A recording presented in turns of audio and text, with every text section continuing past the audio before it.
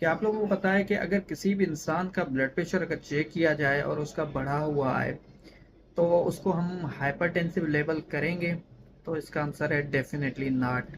क्योंकि एक दफ़ा ब्लड प्रेशर की रीडिंग्स बढ़ने से बंदा हाइपरटेंसिव नहीं हो जाता, यानी कि ब्लड प्रेशर का मरीज़ नहीं होता। तो हाइपरटेंसिव डायग्नोज करने के लिए कम से कम 3 रीडिंग्स होनी चाहिए।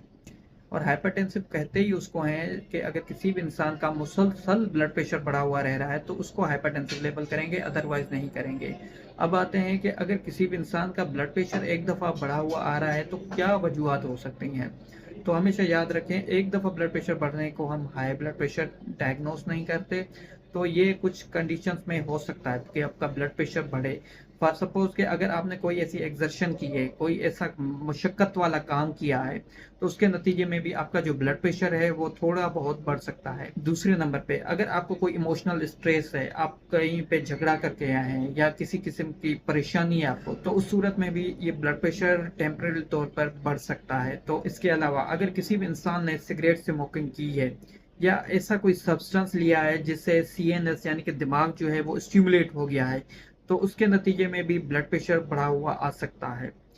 इसके अलावा प्रेगनेंसी में भी एक दफ़ा ब्लड प्रेशर बढ़ा हुआ आ सकता है, या किसी ने बहुत ही ज़्यादा पानी पी लिया हो, या किसी ने बहुत ही ज़्यादा नमक का इंटेक कर लिया हो, नमक ज़्यादा ले लिया हो, तो इन सूरतों में ब्लड प्रेशर थोड़े टाइम के लिए बढ़ा हुआ रह सकता है, लेकिन उन बंदों को हम हाइपरटेंसिव नहीं कहेंगे। अच्छा, एक चीज़ मैं बताना यहाँ पे भूल गया कि अगर किसी भी इंसान की नींद पूरी नहीं है, लैक ऑफ स्लीप, तो उस सूरत में भी उस इंसान का ब्लड प्रेशर है जो वो बढ़ सकता है। लेकिन जैसे ही उस इंसान की नींद पूरी होगी तो अल्टीमेटली उसके इंसान का ब्लड प्रेशर नॉर्मल हो जाएगा।